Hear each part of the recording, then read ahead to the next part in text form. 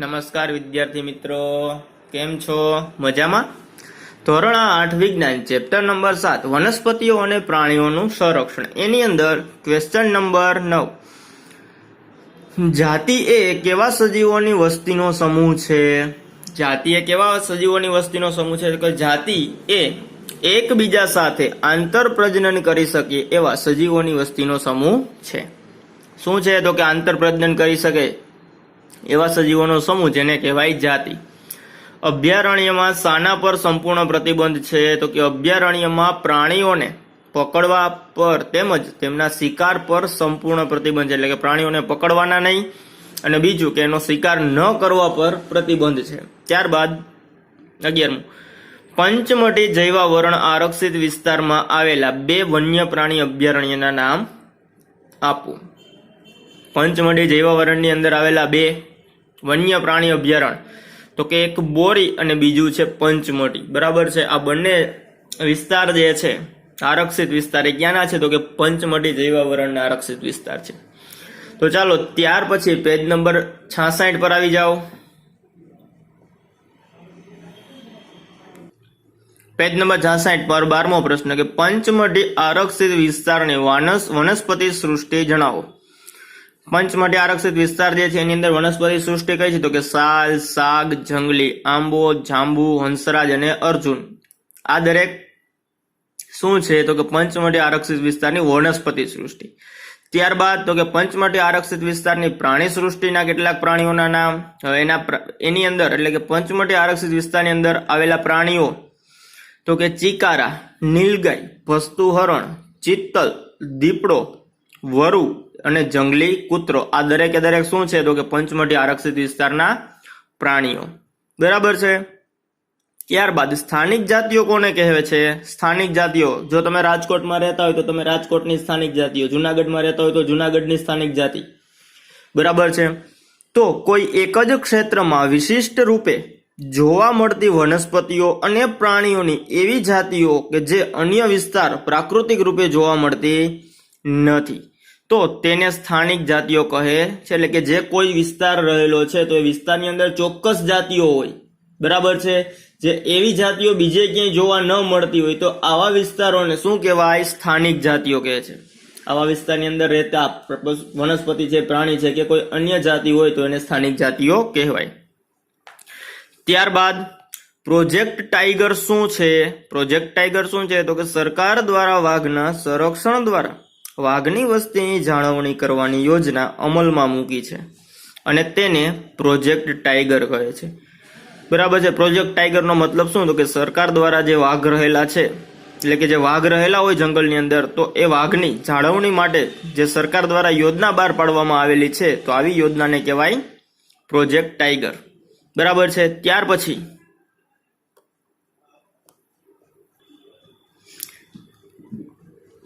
નાશપ્રાય જાતિ કોને કહે છે? નાશપ્રાયનો મતલબ થાય કે નાશ થતી હોય તેવી જાતિ.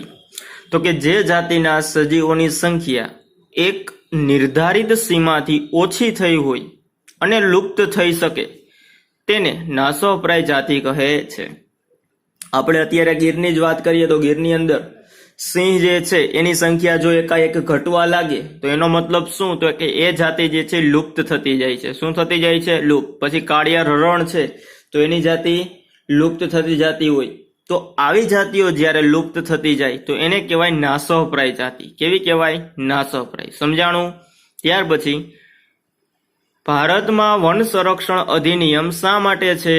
ભારતની અંદર વન સંરક્ષણ અધિનિયમ શા માટે છે? તો કે ભારતમાં વન સંરક્ષણ અધિનિયમ પ્રાકૃતિક વનોની જાળવણી અને સંરક્ષણ માટે છે. શેના માટે છે? તો કે ભારતની અંદર વન સંરક્ષણ એ અધિનિયમ પ્રાકૃતિક વનોની જાળવણી અને સંરક્ષણ, એટલે કે જે વન રહેલું છે, જંગલ રહેલું છે, એની જાળવણી, માવજત કરવાની, અને બીજું કે એની રક્ષા કરવાની. તો બરાબર છે. આ માટે શું આપેલું છે? તો કે ભારત વન સંરક્ષણ અધિનિયમ આપેલું છે. ત્યારબાદ નીચેના પ્રશ્નોના ટૂંકમાં ઉત્તર લખો. તો એની અંદર પહેલો પ્રશ્ન છે કે આપણે જૈવ વિવિધતાનું સંરક્ષણ શા માટે કરવું જોઈએ? આપણે જૈવ વિવિધતાનું સંરક્ષણ શા માટે કરવું જોઈએ? તો કે સજીવો જાતિઓને લુપ્ત થતી અટકાવવા નિવસન તંત્રની આહાર શૃંખલા અને આહાર જાળ જાળવી રાખવા માટે કરવું જોઈએ? શું કામ? તો કે સજીવોની જાતિઓને લુપ્ત થતી અટકાવવા, એટલે કે જે પશુઓ હોય, પક્ષી હોય, વનસ્પતિ હોય, તો આવા સજીવો જે છે એની જાતિને લુપ્ત થતી અટકાવી. અને બીજું તો કે નિવસન તંત્રની આહાર શૃંખલા અને આહાર જાળ જાળવી રાખવા માટે. નિવસન તંત્રની આહાર શૃંખલા એટલે શું? તો કે આપણે જે છે એ ખોરાકની અંદર અનાજ લઈએ છીએ, ફળ લઈએ છીએ, બરાબર છે? તો વનસ્પતિ એટલે કે જંગલોની અંદર પ્રાણીઓ જે છે તો એને એનો ખોરાક મળવો જોઈએ ને. આપણને ખબર છે કે સસલું છે, હરણ છે, તો એ બધા કેવા છે? તો કે શાકાહારી પ્રાણીઓ છે. એ ખડ ઘાસપૂસ ખાઈ અને પોતાનું જીવન નિર્વાહ કરે છે. તો સસલાને ને હરણને એનાથી મોટા પ્રાણીઓ જે છે એનો શિકાર કરી અને ખોરાક ગ્રહણ કરે છે. પછી એવા પ્રાણીઓ જે છે એને બીજા પ્રાણીઓ પોતાનો શિકાર કરતા હોય. તો આ એક પ્રકારની આહાર શૃંખલા થઈ. તો આ નિવસન તંત્રની જે આહાર શૃંખલા છે, આહાર ઝાડ છે, એને જાળવી રાખવા માટે પણ શું કરવું જોઈએ? આપણે સંરક્ષણ કરવું જોઈએ. એટલા માટે કહેવાય છે કે આપણે જૈવ વિવિધતાનું સંરક્ષણ કરવું જોઈએ. ત્યારબાદ વન નાબૂદીના કારણો અને તેની અસરો જણાવો. વન નાબૂદીના કારણ અને અસર બે વસ્તુ આપણે જણાવવાની છે. તો સૌપ્રથમ જોઈએ કારણો. તો કે ખેતીવાડી માટે જમીનની જરૂરિયાત. વન નાબૂદીના મુખ્ય કારણની અંદર પેલું શું છે? તો કે ખેતીવાડી માટે જમીનની જરૂરિયાત બહુ છે લોકોને. બીજું રહેઠાણ અને કારખાનાઓ માટે જમીનની જરૂરિયાત. લોકોને રહેવા અને કારખાના માટે પણ જમીનની જરૂરિયાત હોય છે. ત્રીજું બળતણ અને ફર્નિચર માટે લાકડાનો અમર્યાદિત ઉપયોગ. હવે જે વસ્તુની આપણે જરૂરિયાત નથી છતાં પણ જો આપણે એ જ વસ્તુ બળતણ તરીકે, એટલે લાકડું જે છે બળતણ તરીકે પણ આપણે ન જરૂર હોવા છતાં એની કાપણી કરીએ, અથવા તો ફર્નિચર જે છે ન જરૂરી હોય છતાં પણ લાકડામાંથી બનાવતા રહીએ, તો એ અમર્યાદિત ઉપયોગ થયો. કેવો ઉપયોગ થયો? અમર્યાદિત, એટલે કે મર્યાદા વગરનો. તો એ બધા શું છે મુખ્યત્વે? તો કે વન નાબૂદીના કારણો. હવે એની અસરો કેવી થાય? તો જ્યારે વન કપાઈ જાય, વન નાબૂદ થઈ જાય, બરાબર છે, જંગલોનો નાશ થઈ જાય, તો વાતાવરણમાં કાર્બન ડાયોક્સાઇડનો વધારો થાય છે. શું થાય છે વાતાવરણની અંદર? કાર્બન ડાયોક્સાઇડનો વધારો. પછી તો કે પૃથ્વીના તાપમાન અને પ્રદૂષણમાં પણ વધારો થાય છે. પૃથ્વીનું જે તાપમાન અને પ્રદૂષણ રહેલું છે એની અંદર વધારો થાય. ત્રીજું કે વરસાદ અને ભૂમિ ફળદ્રુપતામાં ઘટાડો થાય. હવે જો જંગલો કપાઈ ગયા, જંગલોનો નાશ થઈ ગયો એટલે વરસાદ ઓછો પડશે. અને જો વરસાદ ઓછો પડે તો એની સાથે સાથે બીજું શું જોવા મળે? તો કે ભૂમિની જે ફળદ્રુપતા છે, બરાબર છે, કે જમીનની અંદરથી જે આપણે સારા પ્રમાણમાં પાક મળવો જોઈએ એ પાક જે છે સારા પ્રમાણમાં મળતો નથી. એટલા માટે કહેવાય કે ભૂમિ ફળદ્રુપતામાં ઘટાડો. ત્યાર પછી ત્રીજો પ્રશ્ન છે કે વન નાબૂદીથી કેવી રીતે વરસાદમાં ઘટાડો થાય છે? વન નાબૂદીથી વરસાદની અંદર કેવી રીતે ઘટાડો થઈ શકે? એટલે કે જંગલોનો નાશ થાય તો વરસાદ કઈ રીતે ઘટે? તો કે વનસ્પતિઓ પર્યાવરણમાં જલચક્રને જાળવી રાખવા માટેના મુખ્ય એકમ છે. શું છે? તો કે વનસ્પતિઓ જે છે એ પર્યાવરણની અંદર રહેલા જલચક્રને જાળવી રાખવા માટેના મુખ્ય એકમ છે. આથી વન નાબૂદીથી વનસ્પતિઓ વડે પાણીનું શોષણ બાષ્પ રૂપે ઉત્સર્જન બંધ થતું જાય. હવે જો વનસ્પતિ જે છે જમીનમાંથી પાણીનું શોષણ કરે, જમીનમાંથી જે પાણીનું શોષણ કરે છે એનું બાષ્પ રૂપે કોણ રૂપાંતરણ કરે છે? તો કે પર્ણ, બરાબર છે. પર્ણમાંથી બાષ્પ જે છે એ શું થાય? તો કે હવાની અંદર મિશ્ર થાય. તો આવું જે ઉત્સર્જન છે બાષ્પ રૂપેનું એ શું થઈ જાય? બંધ થઈ જાય. શું કામ? તો કે જંગલોનો નાશ થઈ ગયો. જંગલોનો નાશ થઈ ગયો એટલે જમીનની અંદર પાણી રહેલું છે, પાણીનું શોષણ કોણ કરશે? તો કે કોઈ નહીં. અને જો જમીનની અંદરનું પાણી કોઈ શોષણ ન કરે તો એનું બાષ્પ રૂપે ઉત્સર્જન થઈ શકે ન થઈ શકે. માટે વાતાવરણમાં શું કહે છે? વાતાવરણમાં યોગ્ય પ્રમાણમાં બાષ્પ એકત્ર થતી નથી, જેને કારણે વાતાવરણની અંદર યોગ્ય પ્રમાણમાં બાષ્પ એકત્ર થતી નથી અને બાષ્પ ઠંડી પડવા માટેની સ્થિતિ સર્જાતી નથી. અને બાષ્પ ઠંડી પડે એના માટેની સ્થિતિ પણ સર્જાતી નથી. શું કામ? તો કે જંગલોનો નાશ કરેલો છે એટલા માટે. અને જેને કારણે વરસાદી પવનોને રોકવા માટે વૃક્ષો ન હોવાથી વરસાદમાં ઘટાડો થાય છે. હવે જો જંગલ હોય, વૃક્ષો હોય તો એ શું કરે? તો કે વાતાવરણને ઠંડુ બનાવે, અને ઠંડુ બનાવવાને લીધે વાદળ જે છે ત્યાં રોકાય અને વરસાદ થાય. પણ જંગલ જ ન હોય તો વરસાદ થવાની શક્યતા રહે જ નહીં. અને આ કારણે વરસાદમાં શું થાય છે? તો કે ઘટાડો થાય છે. બરાબર છે. ત્યારબાદ એના પછી ચોથો પ્રશ્ન છે કે વન નાબૂદીની ભૂમિ પર થતી અસરો લખો. વન નાબૂદીની ભૂમિ પર થતી અસરો, તો કે ભૂમિનું ધોવાણ વધે. જંગલોના નાશને લીધે શું થાય? ભૂમિની ધોવાણ વધે છે. ભૂમિની ફળદ્રુપતા ઘટે. પછી તો કે ભૂમિની જળ સંગ્રહ ક્ષમતામાં ઘટાડો. જો ભૂમિની જળ સંગ્રહ ક્ષમતા એટલે કે જમીનની અંદર જે પાણી રહેલું છે તો એ પાણી સંગ્રહ થવું જોઈએ ને, તો એ સંગ્રહ કોણ કરે? તો કે વૃક્ષો દ્વારા થાય. એના મૂળ જે છે એ જમીનની અંદર પથરાયેલા હોય, જે પાણીનો સંગ્રહ કરે, તો એની સંગ્રહ ક્ષમતામાં ઘટાડો થાય છે. પછી ભૂમિના ઉપરના પડ દ્વારા નીચેના સ્તરોમાં પાણી પ્રવેશવાની ક્રિયામાં ઘટાડો. વનસ્પતિના મૂળને લીધે જમીનની અંદર પાણી જે છે એ છેક ઊંડે સુધી જતું હોય. હવે જો તમે જંગલોનો જ નાશ કરી દો છો તો વનસ્પતિના મૂળ તો હોવાના નથી, અને મૂળ ન હોય તો શું થાય? નીચેના સ્તરમાં પાણી પ્રવેશી શકે નહીં. આથી પ્રવેશવાની ક્રિયામાં ઘટાડો. અને ભૂમિના પોષક તત્વોના પ્રમાણ બંધારણ પણ વિપરીત અસર. ભૂમિનું જે પોષક તત્વ છે એનું પ્રમાણ જે છે, એનું બંધારણ છે, તો આવા વગેરે પર શું થાય છે? વિપરીત, એટલે કે એની ઊંધી અસરો થાય. કેવી થાય? ઊંધી, એટલે કે ઉલટી અસરો જોવા મળે છે. તો આ આપણે વાત કરી વન નાબૂદીથી ભૂમિ પર થતી અસરો. અત્યાર સુધી આપણે કઈ જે પ્રશ્ન જોયા એ જંગલ નાબૂદીને કારણે થતી અસરો જોઈ, બરાબર છે. હવે ત્યાર પછી આપણે વાત કરીએ તો કે સુરક્ષિત ક્ષેત્રો સમજાવી તેમાં શાના પર પ્રતિબંધ છે તે જણાવો. સુરક્ષિત ક્ષેત્ર સમજાવવાનું છે અને તેમાં શેના પર ઉપર પ્રતિબંધ છે? તો કે વનસ્પતિઓ અને પ્રાણીઓના સંરક્ષણ માટે તેમના કુદરતી નિવાસોને સુરક્ષિત ક્ષેત્રો જાહેર કરવામાં આવ્યા છે. એટલે કે જે જગ્યાએ જંગલ હોય અને આ જંગલની અંદર રહેલી વનસ્પતિ અને પ્રાણીઓ જે છે એનું રક્ષણ કરવા માટે ના કુદરતી નિવાસોને શું કહેવાય છે? તો કે સુરક્ષિત ક્ષેત્ર કહેવાય છે.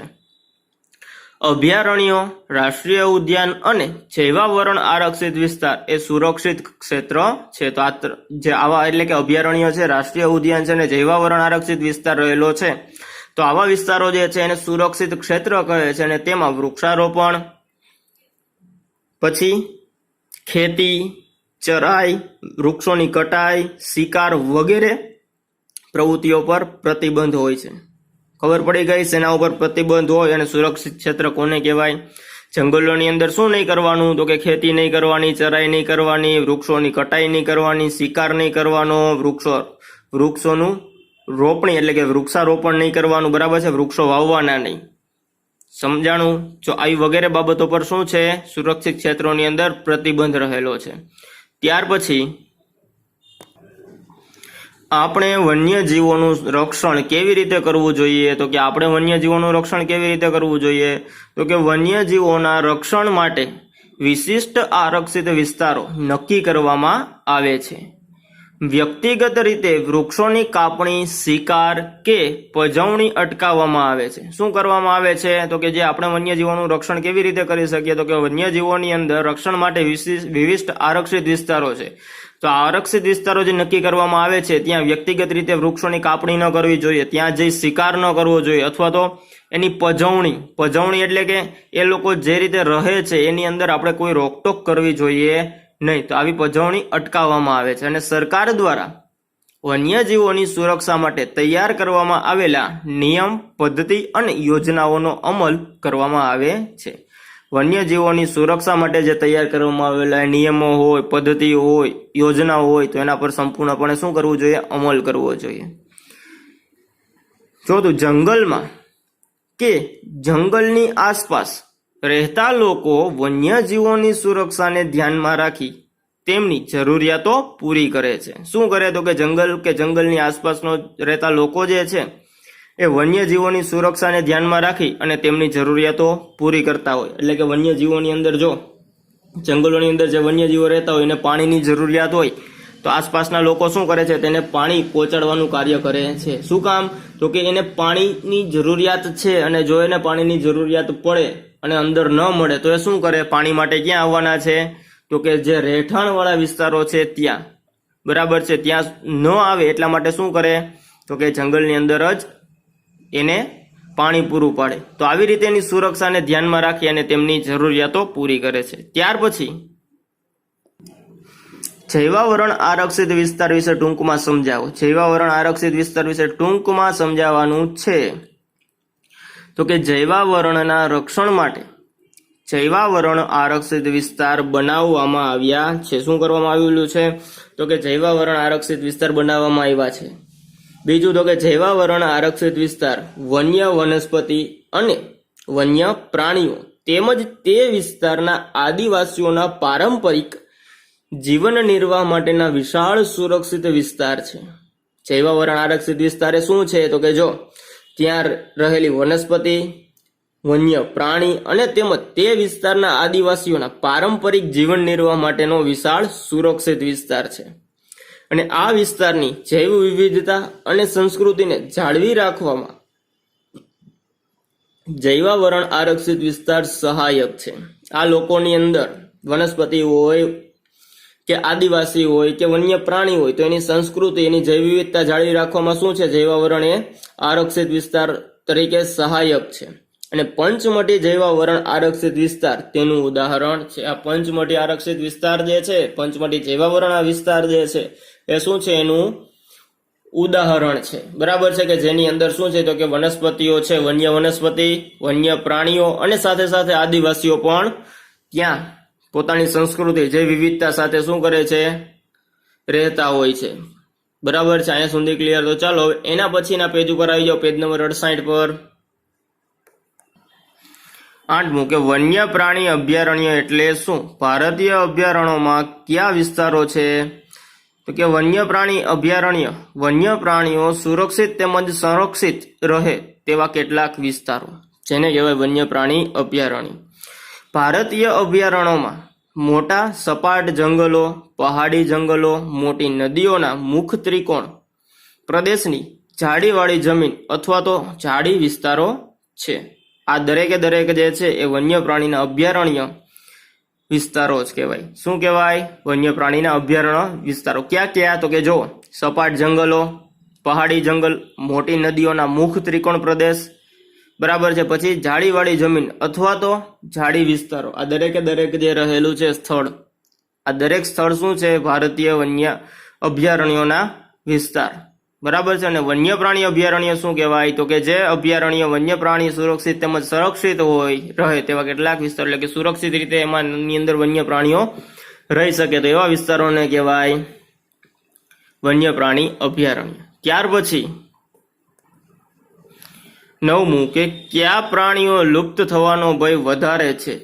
અને જો ભય વધારે હોય તો શા માટે તેને બચાવવા જોઈએ? નાના પ્રાણી સાપ, દેડકા, ગરોળી, ચામાચીડિયા અને ઘુવડ વગેરેનો લુપ્ત થવાનો ભય વધારે છે. આપણને જે છે અત્યારે સાપ ઓછા પ્રમાણમાં જોવા મળતા હોય, ગરોળીઓ ઓછી જોવા મળે, ચામાચીડિયા ઓછા જોવા મળે, ઘુવડ ઓછા જોવા મળે. ઘુવડ સાવ એટલે સાવ નહિવત પ્રમાણમાં જોવા મળે છે. દેડકા તો તમને ચોમાસાની અંદર જોવા મળતા હોય. તો આ વગેરે જે છે એ લુપ્ત થવાનો ભય વધારે છે, એટલે કે એનો નાશ થતો જાય છે. બરાબર છે. એક સમય એવો આવશે કે આવા પ્રાણીઓ માત્ર ને માત્ર આપણે નામથી ઓળખશું, હકીકતમાં જોવા મળશે નહીં. તો આ પ્રાણી કદમાં નાના છે છતાં નિવસન તંત્રમાં તેમનું મહત્વનું યોગદાન છે. આ બધા પ્રાણીઓ કેવા છે? કદમાં ખૂબ જ નાના છે, પણ નિવસન તંત્રની અંદર એનું મહત્વનું યોગદાન રહેલું છે. અને તેઓ આહાર ઝાડ અને આહાર શૃંખલાનો ભાગ છે. આ દરેકે દરેક જે છે એ શું છે? તો કે આહાર ઝાડ અને આહાર શૃંખલાનો એક ભાગ છે. આપણે તેઓને નિર્દયતાથી મારી નાખીએ છીએ. આપણે શું કરીએ છીએ? તેઓને નિર્દયતાથી મારી નાખીએ છીએ. અને આ રીતે આપણે આપણી જાતને નુકસાન પહોંચાડીએ છીએ. આપણને એમ થતું હોય કે આપણે કરોડી મારી નાખી તો મોટું કામ કરી દીધું, સિંહ માર નાખ્યો તો મોટું કામ કરી દીધું, ઘુવડ માર નાખ્યું તો મોટું કામ કરી નાખ્યું. પણ હકીકત તો એ છે કે આપણે આપણી જાતને જ નુકસાન પહોંચાડીએ છીએ જો આવા પ્રાણીઓને આપણે નુકસાન પહોંચાડીએ તો. અને માટે નિવસન તંત્રમાં તેમના મહત્વને કારણે તેમને બચાવવા જોઈએ. જો એ જ નાશ પામી જાય, બરાબર છે, તો હવે જે કાંઈ પ્રાણીઓનો ખોરાક સાપ, દેડકા, ગરોળી, ચામાચીડિયા, ઘુવડ રહેલો છે તો આવા પ્રાણીઓ શું કરશે? આનો જે ખોરાક લેતા હોય પ્રાણીઓ કોના તરફ આકર્ષાય? તો કે માણસો તરફ, રહેઠાણવાળા વિસ્તારો તરફ. બરાબર છે. તો એટલા માટે શું થાય? તો કે નિવસન તંત્રમાં તેમને મહત્વના કારણે તેને બચાવવા જોઈએ, જેથી અંદર નિવસન તંત્રની જે સાયકલ રહેલી છે, આહાર શૃંખલા રહેલી છે અથવા તો આહાર ઝાડ રહેલી છે તૂટે નહીં. ક્લિયર અહીંયા સુધી? ત્યાર પછી 10મો પ્રશ્ન છે 10મું કે વન કટાઈ એટલે શું અને તેનાથી થતું નુકસાન કેવી રીતે પૂરી શકાય તે સમજાવો. તો કે વન કટાઈ એટલે વનમાં વૃક્ષોની કાપણી. વન કટાઈ એટલે શું? તો કે વનની અંદર એટલે કે જંગલની અંદર વૃક્ષોની કાપણી. વન કટાઈથી થતું નુકસાન પુનઃ વનીકરણથી પૂરી શકાય છે. એટલે કે જંગલોની કાપણી કરવાથી થતું નુકસાન જે છે એ ફરીથી વૃક્ષો વાવી અને પૂરી શકાય. પુનઃ વનીકરણનો ઉદ્દેશ કાપવામાં આવેલા વૃક્ષોની ઘટ પૂરી કરવા નવા વૃક્ષોની રોપણી કરવાનો છે. હવે જો શું કહે છે તો કે પુનઃ વનીકરણ જે છે એ પુનઃ વનીકરણનો ઉદ્દેશ શું છે તો કે કાપવામાં આવેલા જે વૃક્ષો છે એની ઘટ પૂરી કરવાનો અને નવા વૃક્ષોની રોપણી કરવાનો. જંગલમાં જે જાતિના વૃક્ષો કપાયા હોય તે જ જાતિના વૃક્ષો રોપવામાં આવે છે અને આપણે જેટલા વૃક્ષો કાપીએ છીએ ઓછામાં ઓછા તેટલા વૃક્ષો ઉછેરવા જોઈએ. ગામ શહેરના વિસ્તારની બંને બાજુએ રસ્તાની વચ્ચેના ભાગ ફાજલ કે પડતર જમીનો પર વૃક્ષારોપણ કરી હરિયાળી સંપત્તિ પુનઃ ઊભી કરી શકાય છે અને આ માટે કુદરતી રીતે પુનઃ વનીકરણ થઈ શકે છે. પુનઃ વનીકરણ જે છે એ કુદરતી રીતે પણ થઈ શકે અને કૃત્રિમ રીતે એટલે કે માણસો દ્વારા મનુષ્ય દ્વારા પણ પુનઃ વનીકરણ થઈ શકે. એટલે કે જેટલા વૃક્ષો તમે કાપો છો એનાથી વધારે વૃક્ષો ન વાવો તો કંઈ નહીં, પણ એટલા વૃક્ષો તમારે ફરીથી વાવવા જોઈએ. બરાબર છે. જે ગામ શહેરના રસ્તાની બંને બાજુએ અથવા તો રસ્તાની વચ્ચેના ભાગમાં ફાજલ કે પડતર જમીનો પર પણ તમે વૃક્ષારોપણ કરી અને હરિયાળી સંપત્તિ ઊભી કરી શકો છો. હરિયાળી સંપત્તિ એટલે શું? જેને આપણે કહીએ છીએ વૃક્ષારોપણ. બરાબર છે. વૃક્ષો વાવો એટલે બધું લીલું લીલું થઈ જાય તો એક પ્રકારની હરિયાળી સંપત્તિ છે. તો આજ માટે આપણે અહીંયા સુધી રાખીએ. બરાબર છે. અને આજના હોમવર્કની અંદર જે કંઈ કરાવવામાં આવેલું છે એ બધું તમારે તમારા લેખાની અંદર લખવાનું છે, તમારી રફબુકની અંદર એકવાર લખવાનું છે અને સાથે સાથે લખી અને પાકું પણ કરવાનું છે. બરાબર છે. તો આજ માટે અહીંયા સુધી રાખીએ. ધન્યવાદ.